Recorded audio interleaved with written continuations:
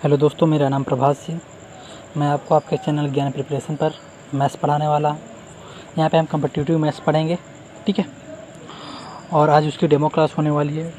इस डेमो में मैंने अलग अलग चैप्टर्स के क्वेश्चन उठाए हैं जो सीजीएल मेंस बैंक वगैरह में आए हुए हैं। तो यहाँ पे आपको देखिए, हो सकता है आपको कुछ चीज़ें समझ में आए, कुछ चीज़ें समझ में ना आए, लेकिन आपको यहाँ पे सिर्फ अप्रोच देखनी है कि मैं अच्छे से अच्छे क्वेश्चंस को कितने आसान तरीक़ों से और कितने कम समय में करा दे रहा हूँ।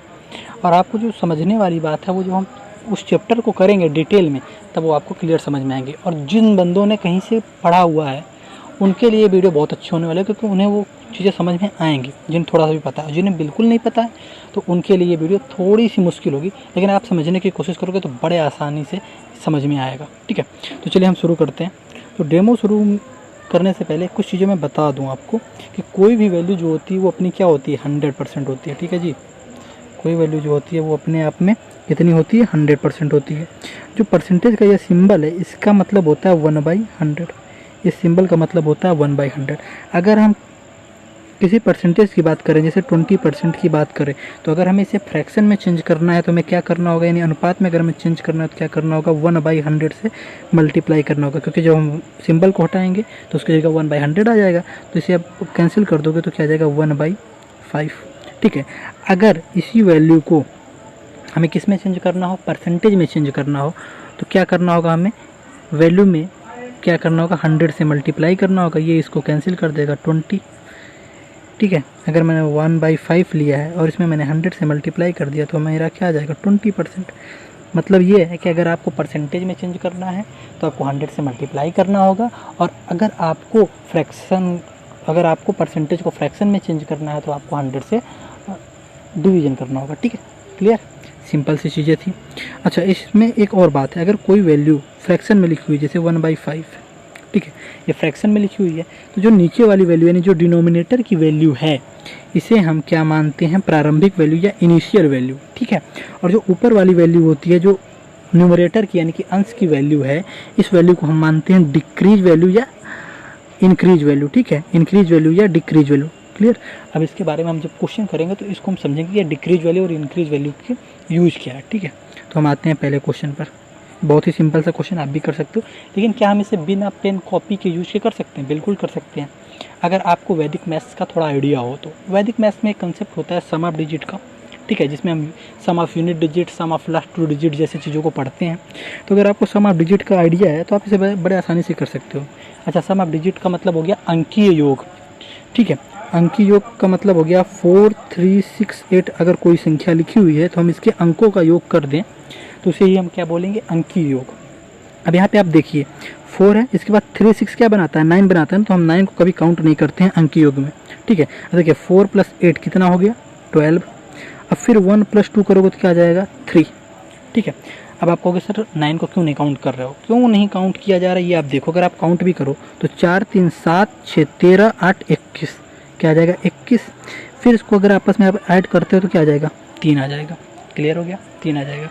तो अब ये देखो, क्या कोई इफेक्ट पड़ा, नहीं इफेक्ट पड़ा, यानी कि 9 को ऐड करने से कोई इफेक्ट नहीं पड़ता है, इसलिए हम 9 को ऐड नहीं करते हैं, ओके। अब देखिए, अब आपको करना क्या है कि अगर आपको पता है अंकीय योग कैसे निकाला जाता है, तो आप जो प्रोसेस इसके साथ भी करने वाले हो ना, इसके साथ आप वही प्रोसेस इसके अंकीय योग के साथ कर दो, आपका आंसर सही आएगा, ठीक है। चलिए करके देखते हैं। अब ये देखिए, पहले वाले का हमने निकाला था 3 आ ही गया था। अब दूसरे वाले का दिखा है, देखिए क्या आ जाएगा, प्लस में है ना, प्लस आप कर दो बीच में। देखिए 8, 1, 9, ये कैंसिल हो जाएगा तो 5, 2, 7 बचेगा। देखिए यहाँ पे जो डिवीजन का सिंबल है, ये डिवीजन का सिंबल नहीं होना चाहिए, माइनस होना चाहिए, ठीक है ना। ये मिस प्रिंट है, ओके, ये माइनस होगा यहाँ पे, इस चीज़ को आप समझिएगा, ये माइनस है यहाँ पे। देखिए 9 है तो 9 तो कैंसिल हो जाएगा, बचा 6, 5, तो 6, 5, 11 होता है। 11 को फिर आप ऐड करोगे तो क्या आ जाएगा, 2, क्या आ जाएगा, 2 आ जाएगा। माइनस में क्या होगा, x होगा। इक्वल में देखिए 4, 3, 7 दोनों कैंसिल हो जाएगा, बचेगा क्या, 1। प्लस में 6, 2, 8, 1, 9, ये भी आपस में कैंसिल हो गया, बचा 2, तो ये क्या हो जाएगा, 2। अब ये देखिए 7, 3, 10 -2, 10 में से 2 गया 8, माइनस x बराबर में 3। अब 8 में से क्या आ जाएगा कि 3 बचे, आप कह दोगे सर सिंपल सा है 5, ठीक ठीक। यानी कि अब आपको इन चारों ऑप्शन में से आपको क्या देखना है कि जिस भी ऑप्शन का अंकीय योग 5 होगा वही हमारा क्या हो जाएगा, आंसर हो जाएगा। आप चेक कर लेते हैं, पहले पे। अब इसको देखो आप, 6 6 12 13, 13 को फिर ऐड करो 1 और 3 4, तो इसका तो 4 आ रहा है अंक योग, नहीं गलत है। दूसरा देखो 4 7 दोनों कैंसिल हो जाएगा, 4 1 5 बचेगा ना, हाँ 5 आ रहा है, हो सकता है आंसर। अब देखिए सी भी चेक कर लेते हैं, 7 दोनों कैंसिल, बचा क्या 4, तो इसका तो 4 आ रहा है, ये भी आंसर नहीं हो सकता। इसमें देखिए 8 1 9 कैंसिल, 4 3 7 बचा, ये भी नहीं हो सकता। तो आपका आंसर क्या आ जाएगा, ये 1247। ठीक है, देखिए हमने यहाँ पे अंकी योग को लिखा, उससे सॉल्व किया। जब आप इस चीज़ को थोड़ा सा प्रैक्टिस कर लो तो आपको लिखने की जरूरत नहीं पड़ेगी, आप मन में कर सकते हो। ठीक है, तो आप कितना फास्ट हो जाता है। और इसका यूज हर जगह है, हर एक चैप्टर में इसका यूज है। जहाँ भी कैलकुलेशन आपको हार्ड लगती है और जिस वजह से आप क्वेश्चन में 2 से 3 मिनट ले लेते हो, उसी क्वेश्चन को आप 20 सेकेंड या 15 सेकेंड में बड़े आसानी से कर सकते हो। क्लियर है? चलिए, तो हम आते हैं अपने नेक्स्ट क्वेश्चन पर। ये परसेंटेज का क्वेश्चन, इसमें क्या कर रहा है कि कोई संख्या है जिसमें हम 45/2 को क्या कर देते हैं, बढ़ा देते हैं, तो संख्या क्या हो जाती है, 98 हो जाती है। अब एक चीज़ समझिएगा कि कोई संख्या है 22.5% बढ़ाने पर 98 हो जाती है। अब यहाँ पे क्या है ना कि यहाँ पे हम कह रहे हैं कि कोई 100% वैल्यू थी और 22.5% बढ़ा दिया, यानी कि वो 122%, 122.5% हो गई और उसकी वैल्यू दे दी है 98। क्लियर? तो हमें 100% की बतानी है। एक चीज़ समझिए, अब 100% निकालने के लिए आप क्या करोगे, आप कहोगे आगे 1% की निकालने, कैसे निकालोगे, 98 बाई में 122.5। ठीक है, अब देखो क्या आप भाग देने में आपको टाइम लगेगा, बिल्कुल टाइम लगेगा। ये आपके लिए टफ भी हो गया है। तो अब हमें करना है क्या, हमें कुछ नहीं करना, बल्कि ये जो वैल्यू दी हुई है ना 122.5% बराबर में 98। अब आप एक चीज़ समझना, ये जो परसेंटेज होता है इसमें सम ऑफ डिजिट का जब आप यूज करोगे तो परसेंटेज जैसे सिंबल या पॉइंट जैसे सिंबल्स का कोई यूज नहीं होता, इनकी कोई वैल्यू नहीं होती। क्यों? क्योंकि आप परसेंटेज को देखो 1/100 लिखो।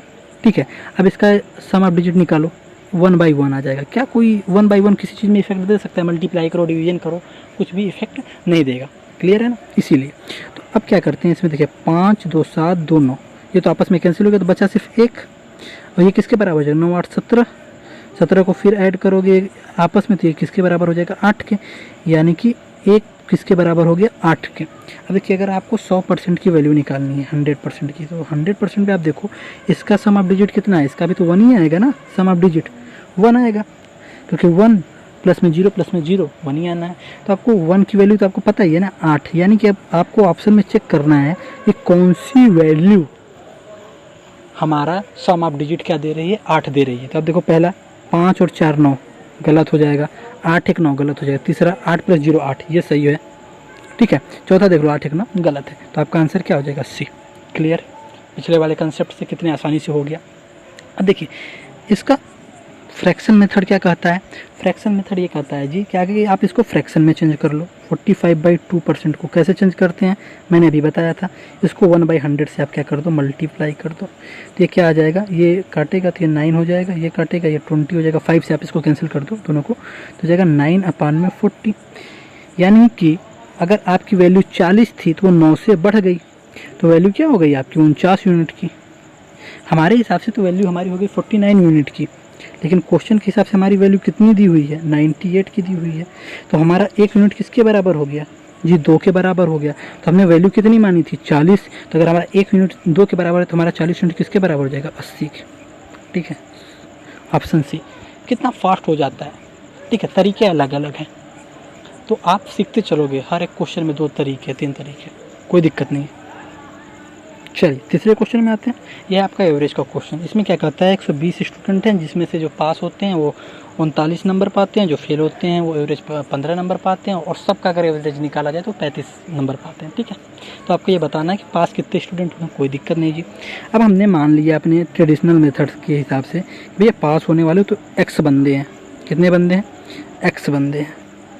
तो भैया फेल होने वाले कितने हो जाएंगे, 120 माइनस में x हो जाएंगे। क्लियर? ये पास होने वाले हो गए, ये फेल होने वाले हो गए। अब 120 बंदे जो टोटल मार्क्स पा रहे हैं 35, ये किसके किसके बराबर हो जाएगा, पास होने वाले बंदों के टोटल मार्क्स के, यानी 39 बंदे हैं, x मार्क्स पा रहे हैं सब। ठीक है, प्लस में जो फेल हो रहे हैं 120 माइनस में x। ठीक है, और कितना टोटल पा रहे हैं वो हर एक बंदा 15 मार्क्स। टोटल कर दोगे तो दोनों आपस में बराबर आएगी। तुम्हारी इक्वेशन बन गई कि टोटल बंदे और टोटल एवरेज मार्क्स बराबर होंगे किसके, पास होने वाले बंदे और उनके एवरेज मार्क्स के, तथा फेल होने वाले बंदे तथा उनके एवरेज मार्क्स के। क्लियर है ना। अब इसको सॉल्व कर लो। देखो 35 को आप ब्रेक करो 20 और 15 में, तो 12 इंटू में 20 यानी 12 दूनी 24 और डबल जीरो यानी कि आपका हो गया 2400 प्लस में हो जाएगा 12 इंटू में 15, 12 इंटू 15 होता है 180 और एक जीरो और एक्स्ट्रा जो बच रहा है तो हो जाएगा 1800। बराबर में क्या हो जाएगा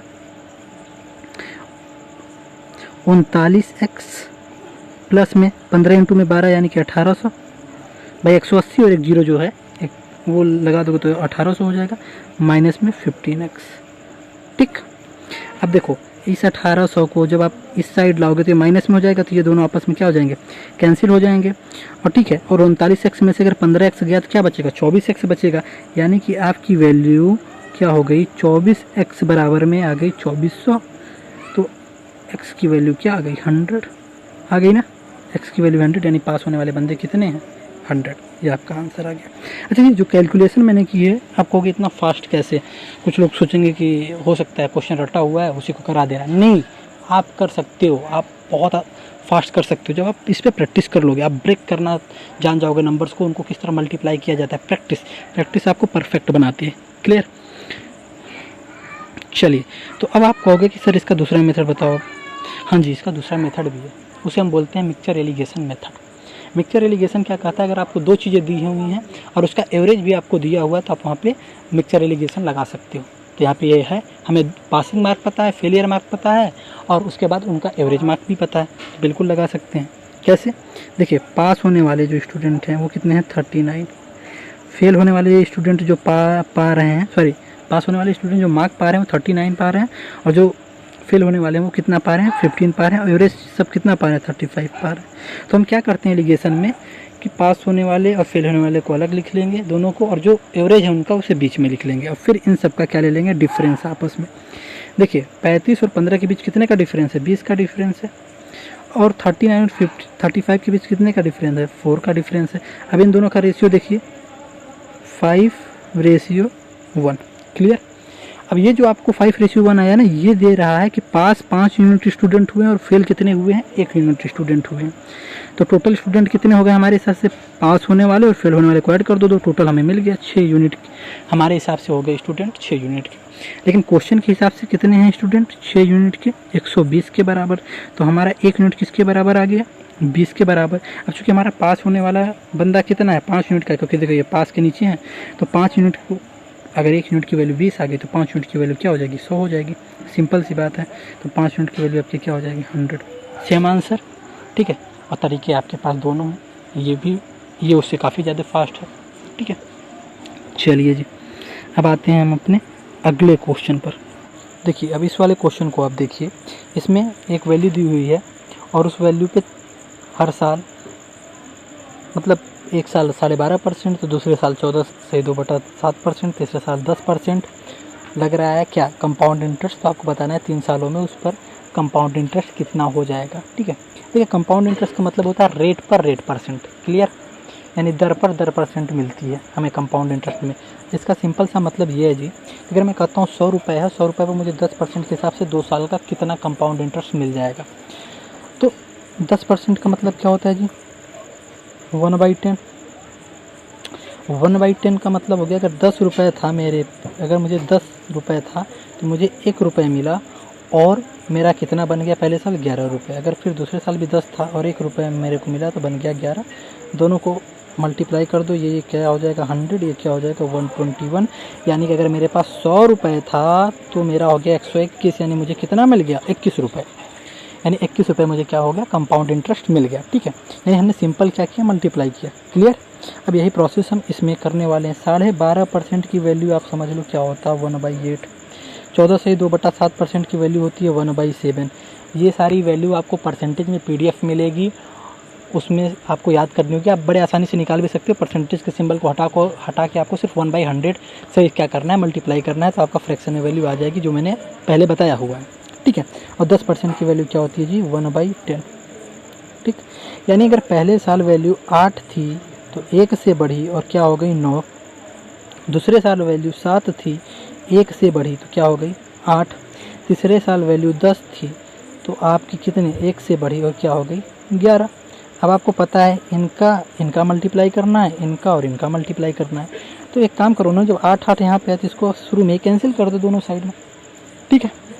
अब 7 10 में 70 और 9 11 99, यानी कि अगर आपके पास 70 यूनिट था तो आपके पास हो कितना गया है 99 यूनिट, यानी आपको यहाँ से यहाँ मिला कितना है 29 यूनिट। आपको कितना मिला 29 यूनिट का चक्रवृद्धि ब्याज मिला। तो आप कंपेयर करो कैसे, हमारे हिसाब से तुम्हारे पास कितना था 70 यूनिट रुपया था, ठीक है। और क्वेश्चन के हिसाब से क्या है, हमारे पास तो ये 70 यूनिट है और क्वेश्चन के हिसाब से कितने के बराबर दिया हुआ है, इतने के। 1 0 से 1 0 कैंसिल, तो 1 यूनिट की वैल्यू क्या आ गई 7 1 कम 7 7 दूनी 14 6 3 यानी 7 9 63, 129 यूनिट, सॉरी 129 रुपये के। हमारी 1 यूनिट बराबर आ गई 129 रुपये के।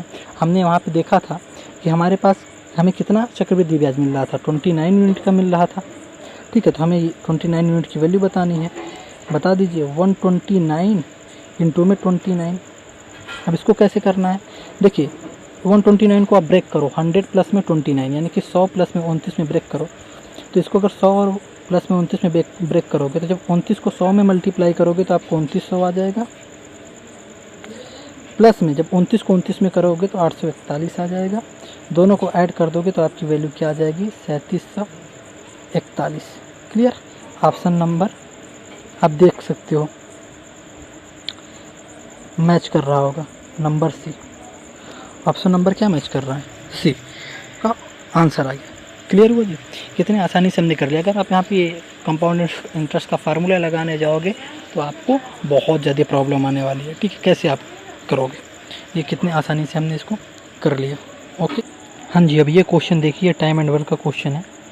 अब इस क्वेश्चन में वो क्या कर रहा है कि ए है जो क्या करता है किसी काम को 10 दिन में कर सकता है, बी जो है उसी काम को 12 दिन में कर सकता है, और सी क्या है उस काम को 15 दिन में कर सकता है। बताओ जब तीनों मिल जाएंगे तो उस काम को कितने दिन में कर देंगे। देखिए इसका जो सिंपल सा मेथड है एलसीएम मेथड। एलसीएम मेथड का मतलब क्या होता है, ए ने कितने दिन में कर देना है काम 10 दिन में, बी ने कितने दिन में कर देना है काम 12 दिन में, और सी ने कितने दिन में कर देना है 15 दिन में। तो हमने मान लिया काम, हम काम को क्या करते हैं एज्यूम कर लेते हैं, और काम को हम कितना मानते हैं, जो भी बंदे होते हैं जितने जितने दिन में करते हैं उन्हीं के एलसीएम को हम क्या मान लेते हैं काम मान लेते हैं।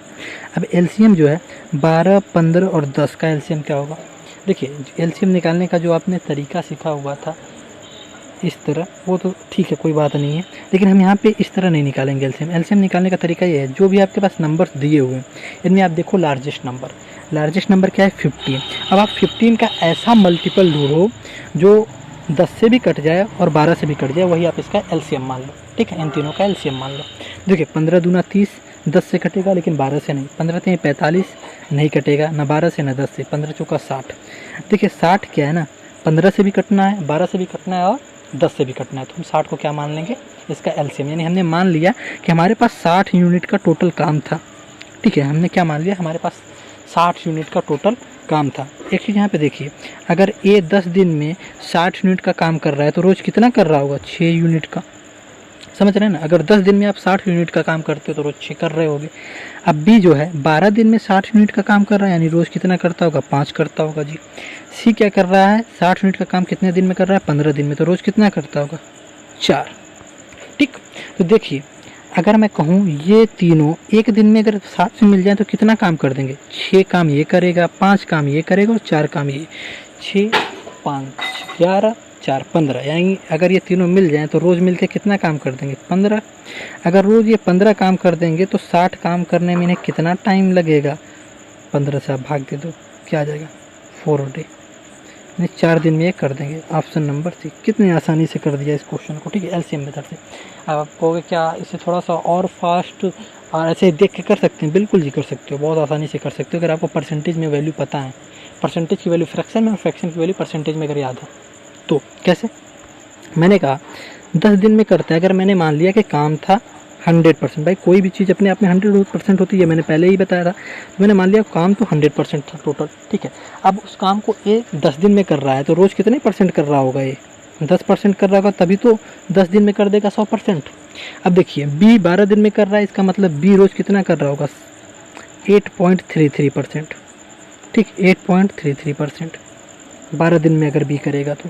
और सी अगर उसे 15 दिन में कर रहा है तो सी उसे करेगा कितने परसेंट, 6.66%। रोज़ करेगा तब वो 15 दिन में 100% काम कर देगा। 15 दिन में ये वैल्यू क्या है, ये वैल्यू परसेंटेज की वैल्यू है। जैसे हम कहते थे ना कि भाई 12.5% की वैल्यू क्या होती है, 1/8 होती है। यहाँ पे इस चीज़ को आप समझिएगा, अगर 12 दिन में करेगा, अगर वो 10 दिन में करेगा तो रोज़ 10% काम करेगा, अगर वो 12 दिन में करेगा तो रोज़ 8.33% करेगा, अगर वो 15 दिन में करेगा तो रोज़ 6.66% करेगा। तो अगर तीनों को ऐड कर दो तो ये कितना हो जाएगा, 24.99%। ये रोज़ का, यानी कि इसको आप इक्वल कर सकते हो 25% के, ठीक है। यानी आप रोज़ कितना काम कर दे रहे हो तीनों मिलकर, 25%। तो आपको 100% काम करने में कितना टाइम लगेगा, आप कह दोगे 4 दिन। क्यों, क्योंकि आप रोज़ 25% काम कर रहे हो, तो आपको 100% करने में कितना लगेगा, 4 दिन। आप इससे भी कर सकते हो, ठीक है। आपके पास दोनों मेथड है, और इन सारी मेथड के बारे में फिर से कहूँगा, डिटेल में हम पढ़ेंगे, लेकिन जब हम चैप्टर को करेंगे। यहाँ सिर्फ मैं आपको अप्रोच बता रहा हूँ, किस अप्रोच से हमें पढ़ना है। इसलिए अगर आपको पसंद आ रहा हो तो आप लाइक करिए और कमेंट ज़रूर करिएगा, ठीक है ना। चलिए अब आते हैं हम अपने, ये है सीजीएल मेंस 2017 का क्वेश्चन, ठीक है। अब इस क्वेश्चन को, बढ़िया क्वेश्चन है, देखने में भी लग रहा है। अब इस क्वेश्चन को देखिए हम कितने फास्ट मेथड से करते हैं, और सिर्फ अगर हमें कंसेप्ट पता हो तो। कंसेप्ट क्या होता है जी, कंसेप्ट क्या, आप सिंपल नॉर्मल सी बात मैं करूँगा आपके साथ। मैं कहता हूँ 3 चीज़ें होती हैं। मैंने कहा स्पीड इनटू में टाइम इक्वल में डिस्टेंस, ये तो आपको पता होगा फार्मूला। चाल गुणे में समय बराबर में दूरी, यानी कि हम क्या कहते हैं कि जब हम समय को चाल से मल्टीप्लाई कर देते हैं तो हमें दूरी मिल जाती है। वही हमने फार्मूला लिख दिया, S इंटू में T इक्वल टू में D। क्लियर जी। अब एक चीज़ समझिए, अगर मैं कोई डिस्टेंस ज़्यादा समय में कवर करना चाहता हूँ तो मुझे स्पीड कम करनी होगी, अगर मैं इसे कम समय में कवर करना चाहता हूँ तो मुझे स्पीड बढ़ानी होगी। नॉर्मल सी बात है, आपको समझ में आ रही है। क्लियर। यानी कि अगर आपकी स्पीड बढ़ेगी तो टाइम क्या होगा, कम होगा। अगर टाइम बढ़ेगा तो आपकी स्पीड क्या होगी, कम होगी। क्लियर, ओके जी।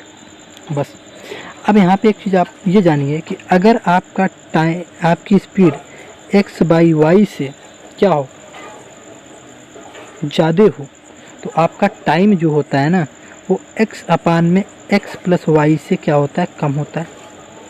आप कहोगे सर ये कहाँ से आया, तो सर इसे हम बोलते हैं CPR मेथड। और इसके लिए आपको मेरे साथ, जब मैं आपको पढ़ाऊंगा टाइम एंड डिस्टेंस, तो वहाँ पे मैं इसका सारा डिटेल कि ये कहाँ से आया है, इसके प्रूफ तक आपको निकाल के दिखाऊंगा कैसे बनता है। अभी आप सिर्फ इतना समझो कि अगर स्पीड x/y से बढ़ेगी तो टाइम आपका क्या होगा, x + y से क्या होगा, कम होगा। क्लियर जी। अब यहाँ पे आप क्वेश्चन को देखना, क्वेश्चन क्या कर रहा है कि कोई रेसिंग कार है जो 108 किलोमीटर से जा रही है तो 15 मिनट लेती है, किलोमीटर प्रति आवर से जा रही है तो 15 मिनट लेती है। अब ये कह रहा है कि भाई मुझे 12 मिनट में पहुंचानी है, तो बताओ इसकी स्पीड मुझे कितनी बढ़ानी होगी। अब एक चीज़ समझो,